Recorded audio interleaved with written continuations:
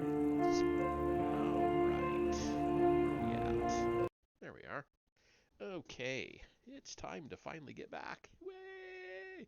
I think I have enough to do two more readings. Yes, we're on number 40. So we'll do 40 through 44 tonight. Unless one or two of them end up really long and I have to stop it because my throat won't take it. And then the next time we'll finish up the last four. So, yeah, get my spectacles on here and we will jump right on into 48 Liberal Lies About American History That You Probably Learned in School. Number 40, I believe. Yes, number 40. Lie number 40.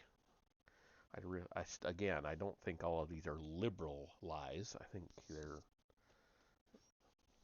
But anyway, get into it. So, lie number 40 is the Sherman Antitrust Act protected the little guy and reined in big business abuses. We start off with three um, quotes. So the first one: out of the free frontiersmen, two or three Yankee shopkeepers emerged. A derelict lawyer from the East, a pair of practical Irish miners in collaboration with a pair of Irish salon keepers, an English invalid gambler, a land jobber, a drover, and innkeeper from Indiana who banded together to form a ruling class and have seized all power, all economic control. Okay, that's Matthew Josephson, The Robber Barons. 2.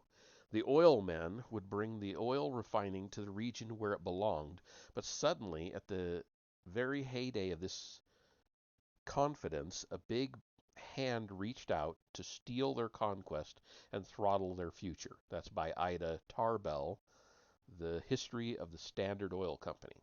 And number 3, a revolutionary new principle had been written into the law books by the Sherman Antitrust Act. Private greed must henceforth be subordinated to public need. That is by Thomas A. Bailey and David M. Kennedy, The American Pageant. So here we go. Seldom is national legislation aimed at a single company, much less an individual, but that was the case with the Sherman Antitrust Act, which was a response to the new corporate form created by John D. Rockefeller's Standard Oil Company. In July 1890, Congress passed the Sherman Antitrust Act with overwhelming support in the Senate, 52 to 1. Because that's all the senators there were at the time, I guess. The and unanimously in the House. It was a typical government reaction to the public's demand to do something when it wasn't clear that the effects of doing something what the effects of doing something would be. The voting trust created in 1879 by Rockefeller and S.C.T. Dodd, one of his lawyers, was designed to exchange shares of a new company, the Standard Oil Trust, for those of an existing company. In the process, the larger Standard Oil Trust would acquire 100% of the company's stock in exchange for a small percentage of trust certificates. While the monetary values would not immediately change, in theory, the acquired company would benefit greatly as the value of the trust company rose. The acquired company would lose independence. Soon after Standard Oil developed the trust, sugar, whiskey, cottonseed oil, linseed oil, tobacco, lead smelting, paint, and other industries witnessed the formation of their own trusts by the major producers. At a time when Standard Oil controlled almost 90% of the nation's refining capacity, oil and kerosene prices were falling sharply and steadily. It is hard to argue the consumers were worse off. As can be seen in lie number 35, the robber barons pillaged the land, prices continually fell in the Rockefeller era. Of course, Ida Tarbell complained that, quote, Rockefeller and his colleagues went into their first venture not simply because it was a quick and effective way of putting everybody but themselves out of the refining business, but because they could control the output of oil and its price, end quote. To Tarbell, quote, Rockefeller's one irreconcilable enemy in the oil business has always been the oil producer, end quote. In fact, Rockefeller's one irreconcilable enemy was waste and inefficiency. He viewed the producers at times as wasteful and inefficient in their operations and thought he could run a tighter ship. As for the competitors in refining, who naturally screamed bloody murder at Rockefeller's superior efficiency, John McGee, a legal scholar examining the testimony of competitors who said Rockefeller's price cutting had harmed them, found no evidence to support any claims of predatory price cutting. Other scholars recently have started to question the usefulness of the Sherman Act. Indeed, the trust merely represented the latest attempt to organize business so as to stabilize profits. Rockefeller and others had tried pools, cartels, and a host of other gimmicks to eliminate competition, and all failed, leaving Rockefeller to refer to them as ropes of sand. But the trust had one quality that made it more vulnerable than the pool or the cartel or other informal agreements. It was a matter of public record. Lawsuits flooded state courts claiming that the new trusts restrained trade, and in 1892 the Ohio Supreme Court began the process of unraveling the Standard Oil Company.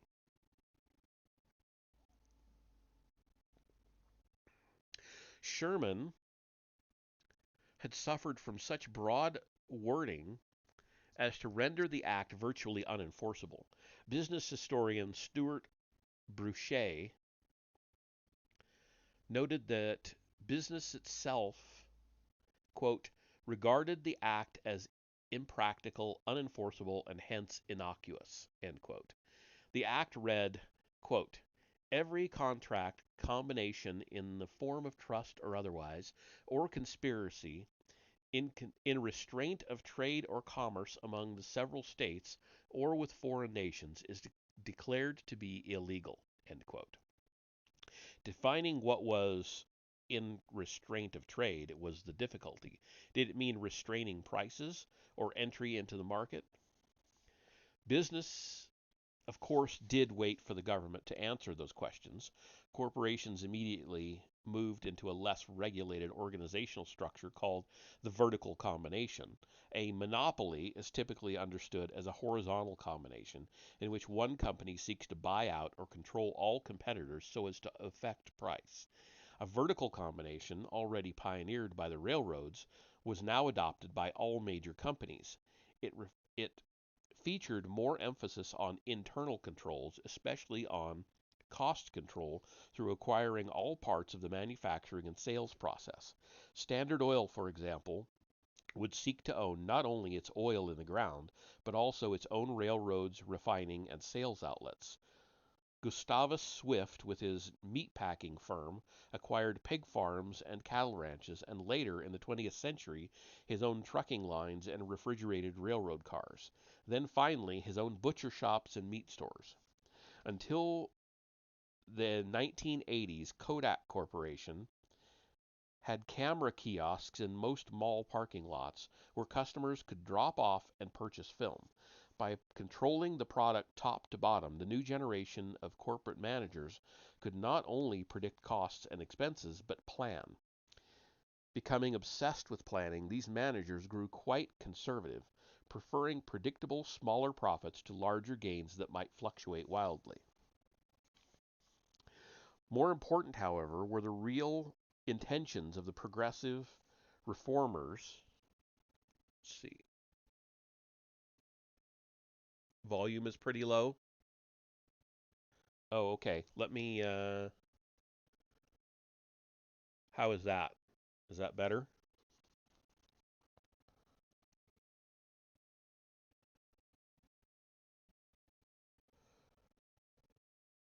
I think I can turn it up here. I'm not sure. No different. Okay. Um,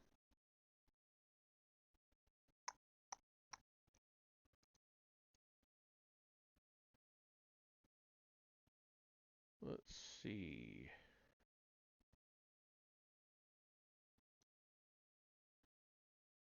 Uh,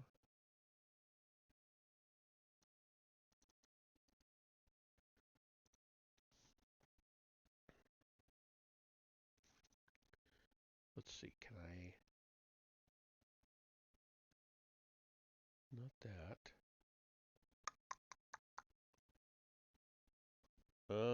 Give me a second here.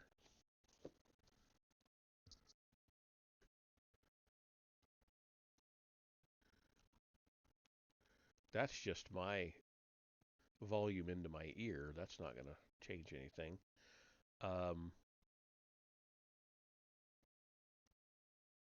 oh,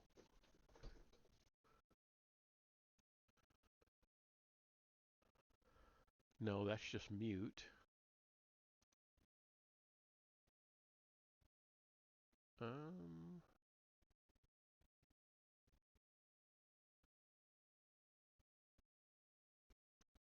okay, does that help anything?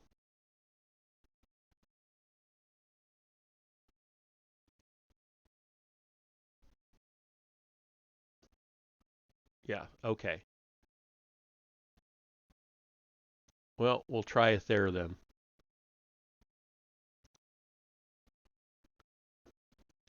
All right.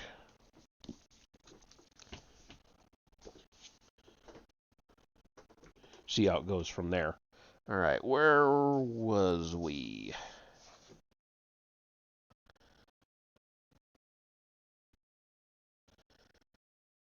Okay. More important, however, was the real intention of the progressive reformers who passed Sherman. They had hoped to control the power of big business by eliminating the trusts. Yet the vertical combination made businesses far larger, far more powerful than the trusts ever were. The unintended consequences of the Sherman Act was to greatly increase the power and influence of big business in the United States. As Michael Allen and I noted in A Patriot's History of the United States, quote, thanks to Sherman, American industry embarked on the first great merger wave toward truly giant-sized companies, because the Sherman Act had slammed shut alternative paths, end quote. The first of these was U.S. Steel, the first billion-dollar corporation in the world. Businesses also, even while adopting the vertical combination, moved into another form of organization called the holding company, where a company would hold stock in another.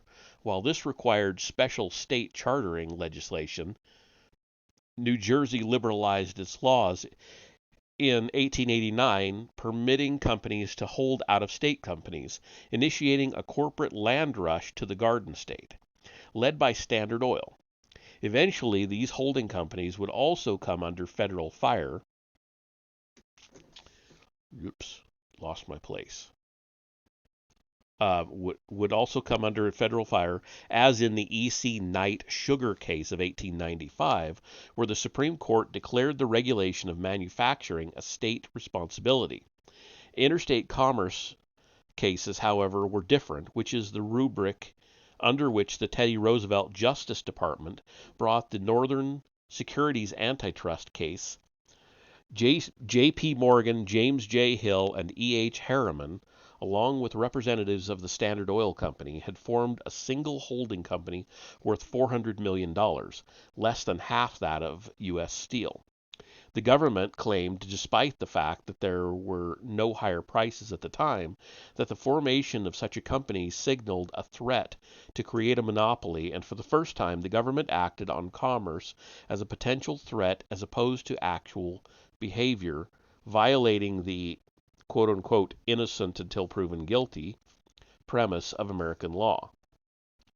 But put another way, a big business big business historians Louis Galambos and Joseph Pratt noted, quote, neither the presidents, the regulator agencies, nor the courts put forward an effective measure of concentration that could be understood by potential offenders and used as the linchpin of antitrust policy." End quote.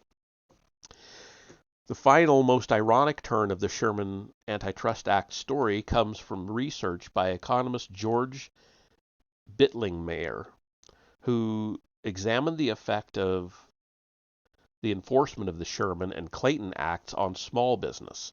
Logic would suggest that by punishing the big corporations, the little guy would profit, but Bittlingmayer's research found just the opposite.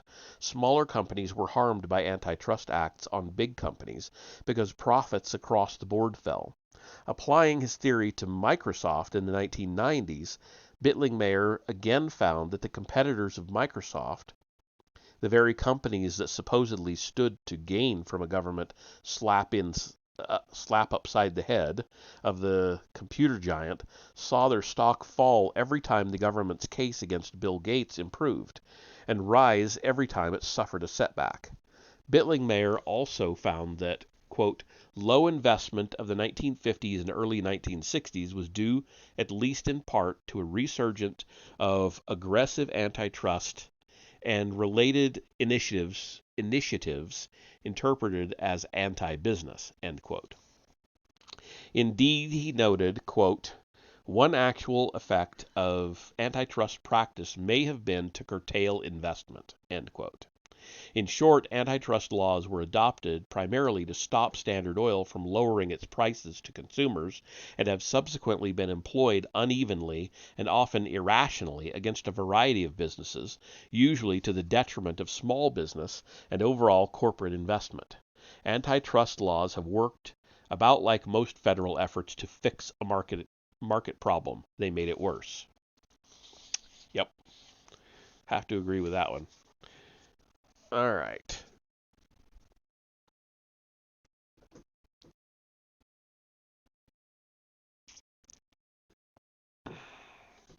Moving on into lie number 41. The transcontinental railroads never would have been built without government. And we have three quotes again. Government aid took many forms. Without it, the transcontinental line could not have been built, quite possibly would not have been started. That's by Stephen Ambrose, Nothing Like It in the World. The second one is transcontinental railroad building was so costly and risky as to require government subsidies. That's by Thomas A. Bailey and David Kennedy, The American Pageant. And the third one, some form of public credit was essential to build the transcontinental railroads. And that's by John M. Blum et al., The National Experience. Okay.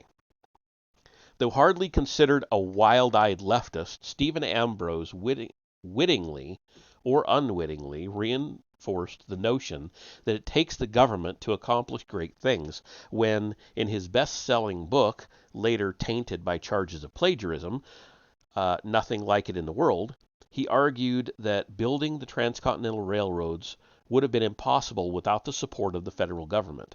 His views have been the staple of countless U.S. history textbooks, including the widely used American Pageant and National Experience. Here's a news flash, ladies and gentlemen. James J. Hill built a transcontinental railroad, which was completed in 1893 as far as Seattle, without a cent of federal aid. I guess it didn't require, quote-unquote, some form of public credit. Given the history of railroad building prior to the transcontinentals, under other circumstances it would, in fact, be difficult to imagine how the federal government could even get involved in the first place. Virtually all the interstate railroads constructed before the Civil War were financed by private companies, or at the very least by some sort of state bond guarantee for the securities of the construction firms. Just as private companies had built roads in the early republic, so too entrepreneurs such as Cornelius Vanderbilt Erastus Corning, J. Edgar Thompson, and Jay Gould financed most of the nation's large railroads from their own pockets or through the sale of stock. Indeed, the process was so successful and the number of stockholders grew so large that a revolution in American business took place in which stockholders, the owners, had to elect professional managers to handle the business for them. Business historians called this the managerial revolution. The role of stock sales became so important that entrepreneurs separated into two camps based on how they sought to profit from the railroads. One group, called political entrepreneurs by historian Burton Folsom, wanted to obtain favors from local and state governments that would increase the value of the roads. The other group, called market entrepreneurs, usually turned to the market after failing to obtain government aid, but almost without exception proved more successful in their endeavors. Political entrepreneurs, illustrated by the activities of Jay Gould, Jim Fisk, and Daniel Drew, sought to use their political connections to manipulate stock prices, as in the Harlem Corner, where the trio bribed aldermen to shift votes on allowing the railroad to build through Harlem, or the Erie War, where Fisk and Gould watered Erie Railroad stock against stiff opposition from Vanderbilt. Their counterparts relied on tried and true business methods of building quality systems that provided the consumer with a good product deal at a low price. Because the former group obsessed about stock values in the short term, they tended to undercapitalize their roads or take shortcuts that jeopardized their operations. But the market entrepreneurs had long horizons.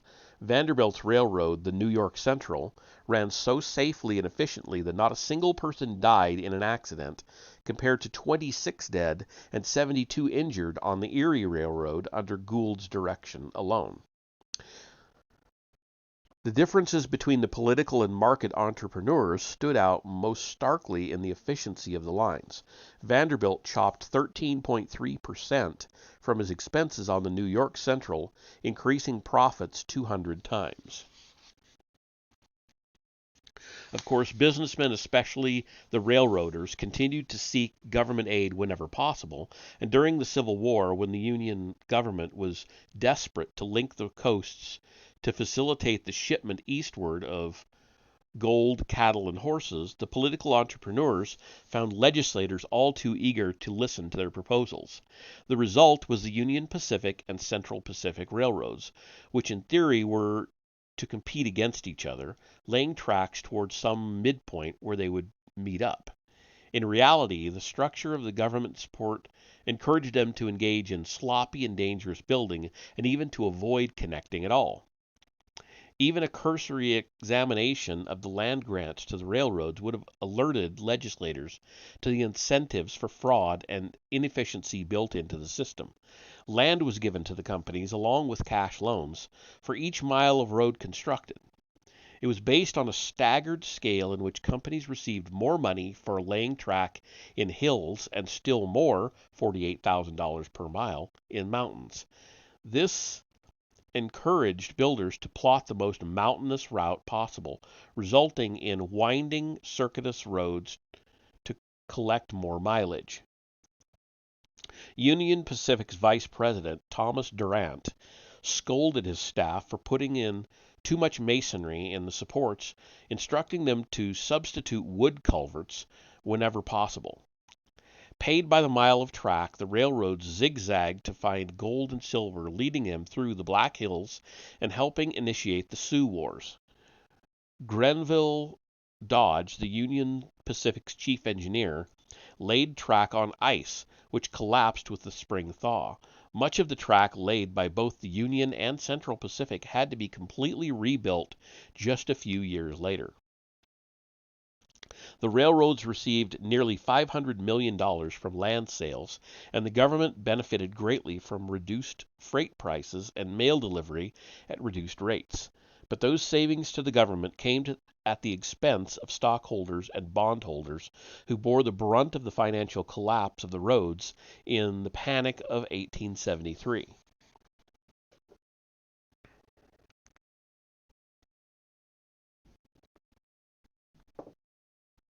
Economist Robert Fogel's study of the transcontinental railroads concluded they produced social savings of about 5% to the United States.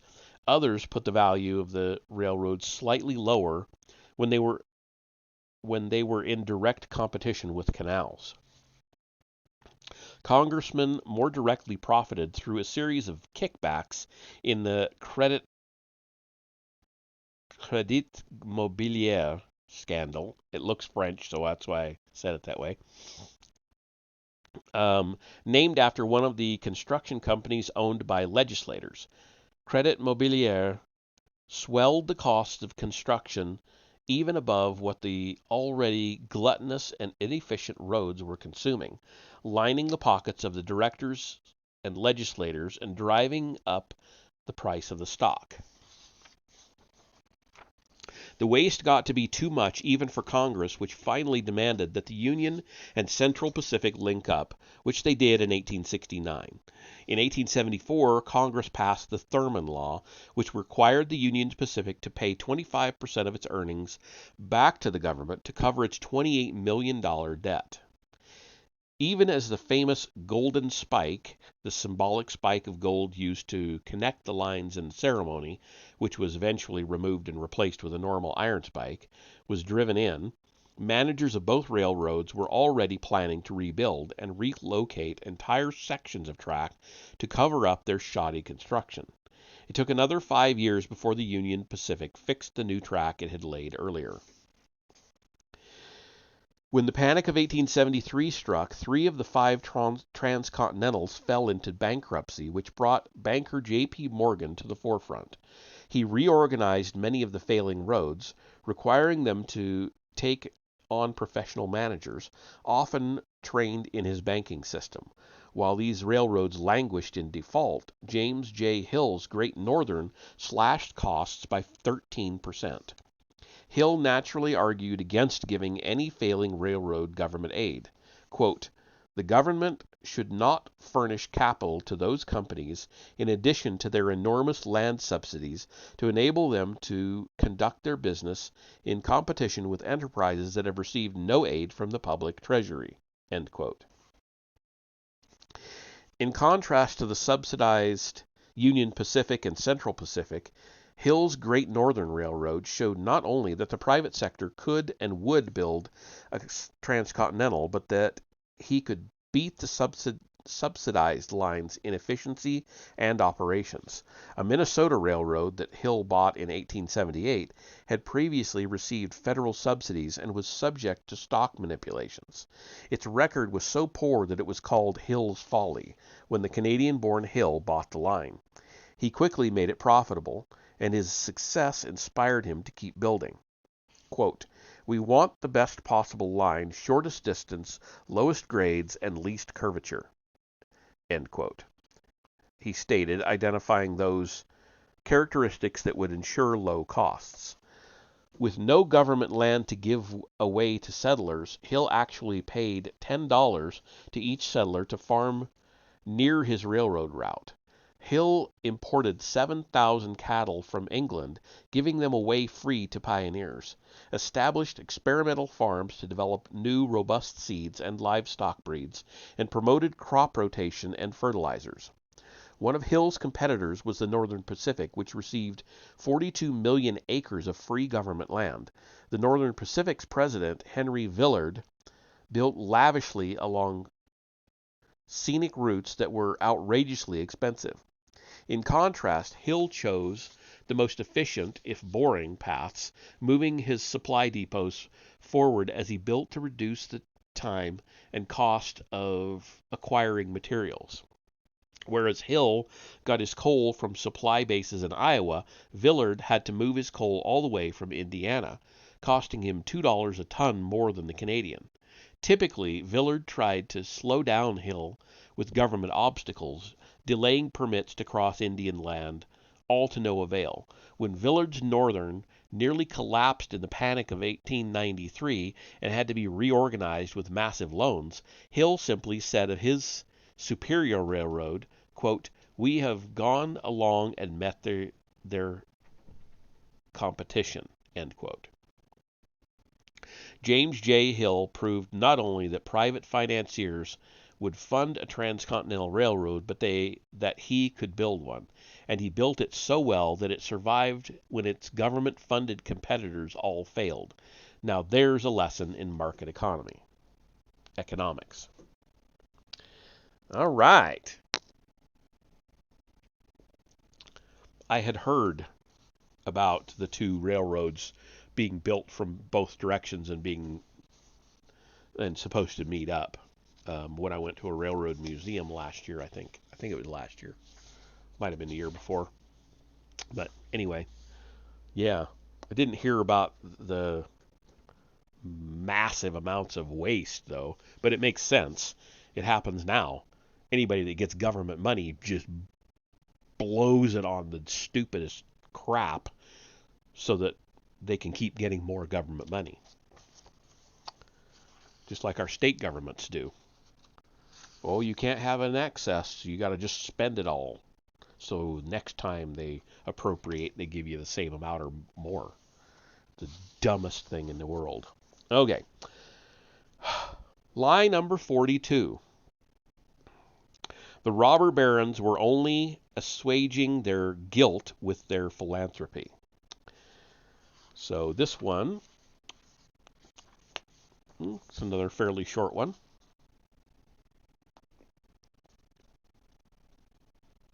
Yeah. And we've only got two quotes to start off with. Since their wealth was seemingly ill-gained, to purify their earnings, these men would spend lavishly on their wives and children and donate large sums to show the world that they were not the selfish people they were portrayed to be. That's by Kyle Ma, The Insider, August 30th, 2007. And the next one is, this gospel of wealth justified the ruthless behavior of entrepreneurs who accumulated unprecedented wealth and power through shady deals and conspiracies. And that is by John Mac Faragher, Out of Many.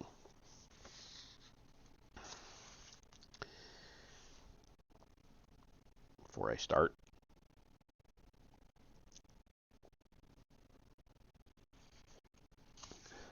the central problem with this myth is that it assumes the robber barons felt guilty about their wealth. Of course, according to Ida Tarbell and Matthew Josephson, these men were without conscience, so it's hard to figure out where to begin with this. One thing is certain. Most of the captains of industry who brought the United States into world preeminence as an economic Goliath believed in the very fiber of their being that they were ethical, responsible, and merely following tested and true business practices. They deserved their wealth and gave because they could. But once again, many modern historians are viewing the past through their own affluent lifestyles, and it is they who feel guilty. Researchers have come up with a name for it: affluenza. Part of the confusion when it is actually part of the confusion when it is actually innocent confusion and not ideological bias in historians has stemmed from the comments of Andrew Carnegie in his essays called The Gospel of Wealth, 1889, where he wrote that a wealthy businessman who spent his accumulated wealth on himself and his family was guilty twice, of keeping for himself that which did not belong to him, and of depriving society of his talents. Carnegie was only guilty if he did not use his wealth to aid his fellow man. Not because he had more than others. Of course, this was viewed as a subterfuge by leftist historians. Someone like Carnegie was a, quote, despot who underpaid his employees and ruthlessly managed their working conditions, end quote. Carnegie, quote, spoke much about the welfare of his workers, but he practiced a hard line, end quote, observed the authors of Unto a Good Land. Yet Carnegie and his fellow captains of industry, such as John D. Rockefeller and Andrew Mellon, believed that it was their obligation to give, and did did they give. Their philanthropy exceeded anything in American history until perhaps recent years. Andrew Carnegie, who came to the United States from Scotland at the age of 13, worked as a bobbin boy. He then got a job with J. Edgar Thompson's Pennsylvania Railroad. At an early age, Carnegie announced that he wanted to give away the preposterous sum of $350 million in his lifetime. Years later, after founding the Cyclops Iron Company, the Keystone Bridge Company, then of course Carnegie Steel, the Scotsman retired a multimillionaire. In 1900, he sold Carnegie Steel to J.P. Morgan, who congratulated him on being the richest man in the world. Most people know that Carnegie gave away most of his fortune. What most people don't know is that he made a decision to do so some 25 years before he retired, whereupon he actually started giving his money away. Ultimately, he gave away close to $400 million, making him per capita probably the biggest single giver in history, at least up till that time. From all ages, from all angles, the left has taken potshots at the industrialists and their motives.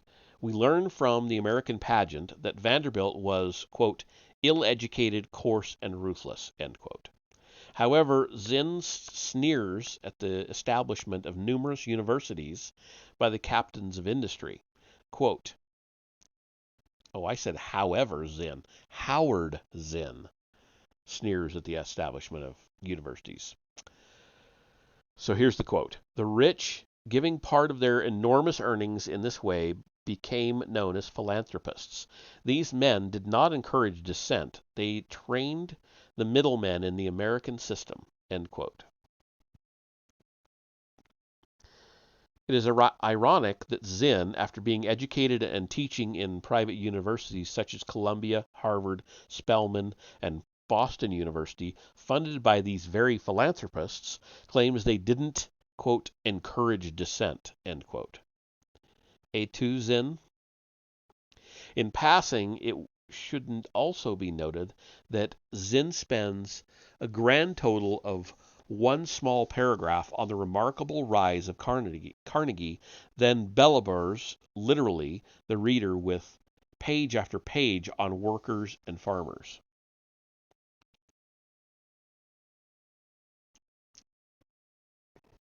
I get what bellabers is, but I'm not familiar with that word at all.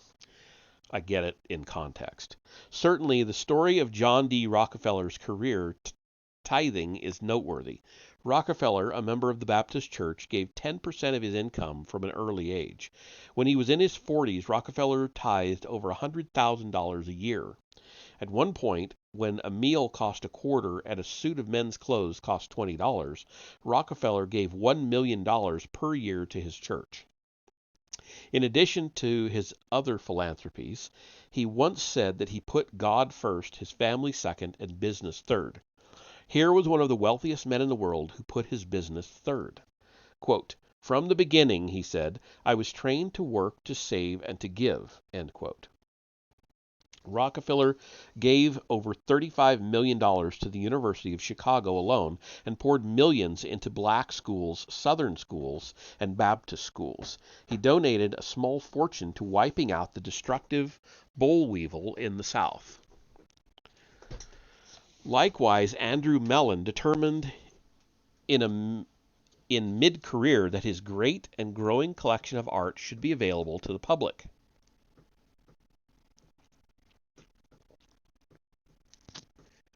He decided not only to donate the art itself, but anticipating the PC threats of future generations, in which liberal trustees gained control of conservative philanthropies, to fund a national gallery, to house it, and to provide an endowment so the art would always be protected from the intrusions by the government.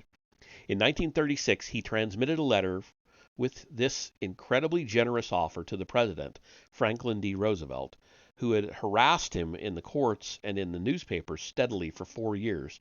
And to top it off, Mellon insisted that the National Museum of Art not bear his name because it was the People's Gallery. Reading his most recent biography, which runs more than 600 pages and mentions virtually every memo or letter Mellon wrote, one never gets the sense that he was in any way guilty or ashamed of his wealth. Quite the contrary, giving was what rich men did, he thought, while Franklin Roosevelt was insisting, quote, Americans must forswear that conception of wealth which through excessive profits creates undue private power over private affairs, end quote. He nevertheless was all too happy to accept Mellon's fantastic gifts to the public, even though Roosevelt, having only a short time before referred to Mellon as an economic royalist, accepted the gift with enthusiasm and endeavored to see that the necessary legislation was passed. Some of his fellow Democrats still wanted to reject a national art museum because it came from a capitalist. Wright Patman called the precedent a very bad, quote-unquote, very bad one, and said, quote, a lasting memorial in Mellon's honor should not be constructed in the nation's capital, even at his own expense, end quote. This was typical of many of the New Dealers who hated ambition, wealth, entrepreneurship, and businessmen more than they cared about the public. Doesn't that sound familiar? Equally typical was Rockefeller's list of priorities, in which God was first, his family was second, and his wealth was third. Even to this day, Americans continue to be blessed by the risks those entrepreneurs took and the charity they provide. And that's the end of that one. So, one more for tonight. Another 4-pager, so we're doing good. That leaves us with 4 for next time. So, lie number 43. No, wait. That leaves us with 5 for next time. Hold on. Oof. I don't think I can do another. Yeah, I'm just going to stop after this one. We'll just make next time a little bit longer session, even if I have to take a break in the middle of it. All right. Lie number 43. The income tax was created to make the rich pay their fair share, and tax cuts only benefit upper income Americans.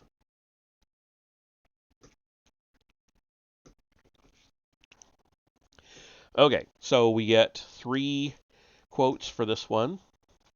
Treasury Secretary Andrew Mellon carried his policies to unreasonable extremes. He proposed eliminating inheritance tax and reducing the tax on high incomes by 2/3. Mellon's proposals were too reactionary to win unqualified approval.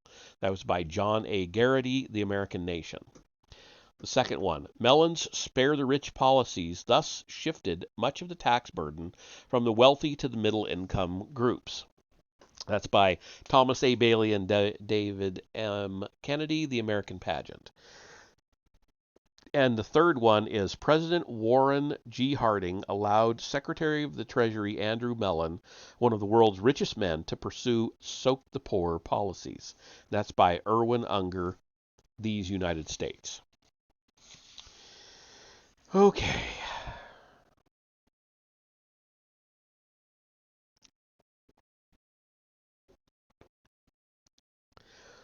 The phrase, nothing is certain but death and taxes, would have puzzled the founders, as they established a constitution without any direct or income taxes. Instead, they provided for all government revenue to come from 2 sources: the import tariff, a type of sales tax on imported items regularly adjusted by Congress, and land sales, which made up a major portion of the government's revenue prior to the Civil War. Even in the Civil War, however, when both the Confederacy and the Union introduced forms of an income tax, with the South's being more oppressive, the assumption was that the income tax was was a necessary and temporary wartime measure, not an instrument of social change.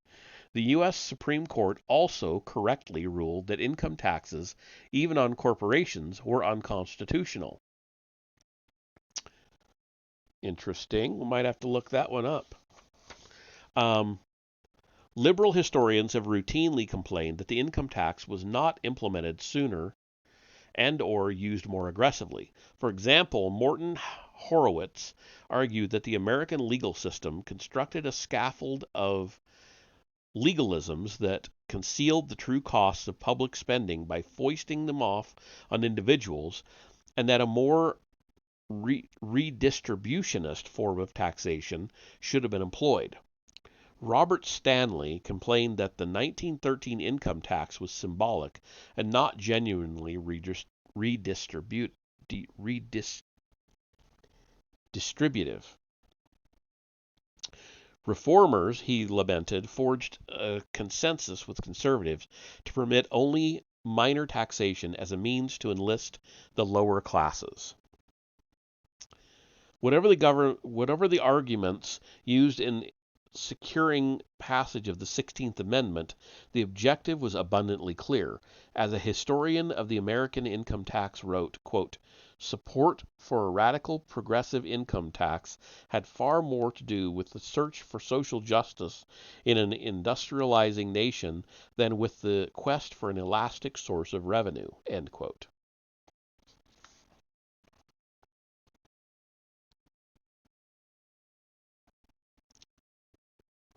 To obtain enough support for a constitutional amendment, the proponents had to make the income tax incredibly simple.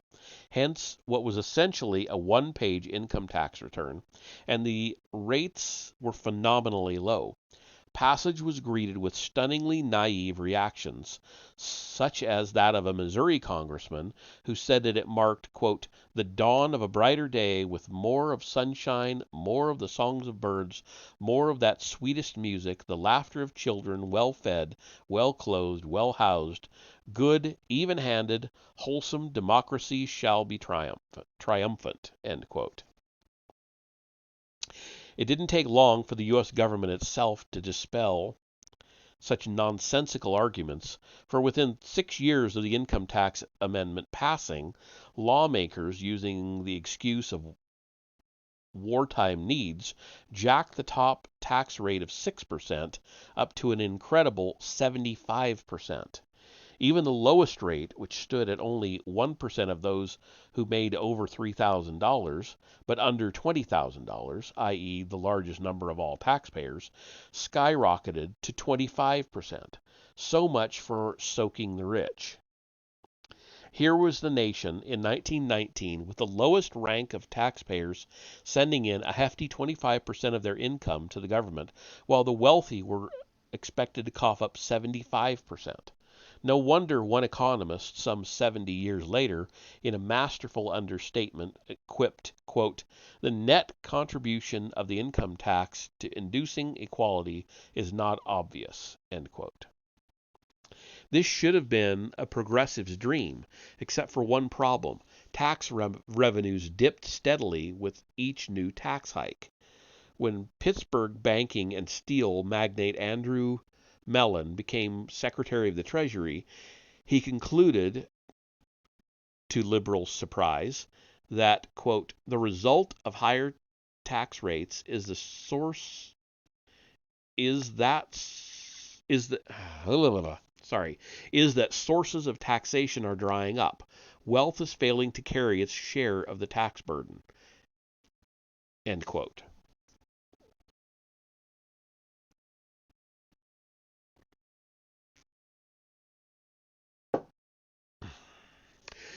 Using Treasury Department statistics, Mellon prepared a chart showing the decline of taxable income from 1916 to 1921.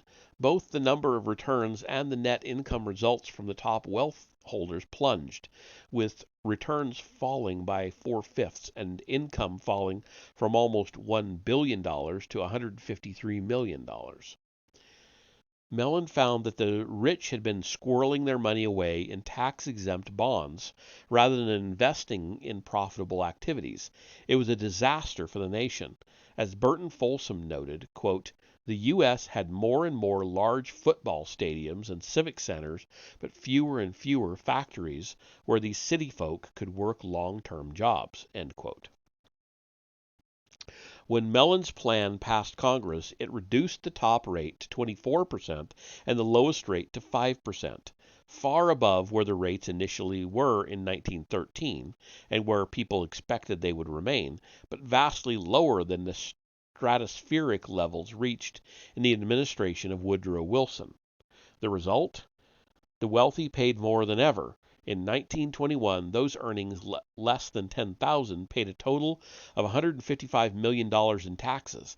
After the tax cuts on the rich, quote unquote, the lowest income group paid only $32 million.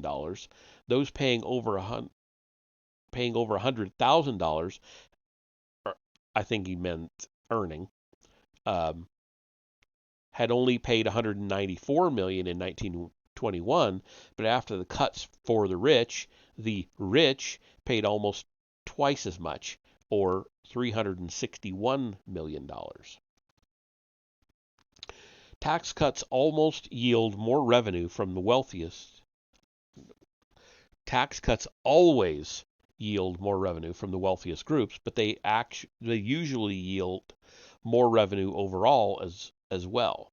John F. Kennedy's tax cuts produced more federal revenues than even the White House economists projected. From 1964 to 1967, the cuts always exceeded expectations for federal income, and in 1966, the cuts incredibly produced 11% more revenue than projected. And once again, revenue from the wealthy almost doubled, while the taxes paid by the lower income classes fell, even though Kennedy's tax cuts were small compared to those of the Mellon era. As a result of Ronald Reagan's tax cuts, federal income rose by more than 40%, and again, the rich paid far more, while lower tax brackets paid less. For those obsessed with Reagan-era quote-unquote deficits, they certainly did not come from the tax cuts. Since the adoption of the income tax, the combined federal, state, and local tax burden on average Americans has grown immensely. Quote, "Tax Freedom Day," end quote, the day when Americans cease working to pay their taxes and begin to collect income they can keep, according to the Tax Foundation, fell on April 30th, 2007, or 2 days later than in 2006. While George W. Bush steadfastly kept in place the tax cuts he achieved when he took office, then Tax Freedom Day fell to its earliest date since 1984, April 18th. Increases at the state and local levels would push the overall tax burden back up. The vision of the original backers of the income tax has failed to materialize, however. Repeatedly, both Democratic and Republican presidents have seen that raising taxes on the rich only ensures that the rich will pay less than ever. And that is the end of that liberal lie you probably learned about in school. And that leaves us with 5 more lies to go to finish out the book. A couple of them are pretty short. The last one is really short. It's just barely 3 pages. So that will be what we do next Friday. We'll finish that book off. And then the following week, we're going to start The 12th Planet by Zecharia Sitchin. So stick around for that, or come back for that. All right, let's see who's around. It looks like we got Vesper's playing some retro stuff. Vesper's always playing retro. It's in his name.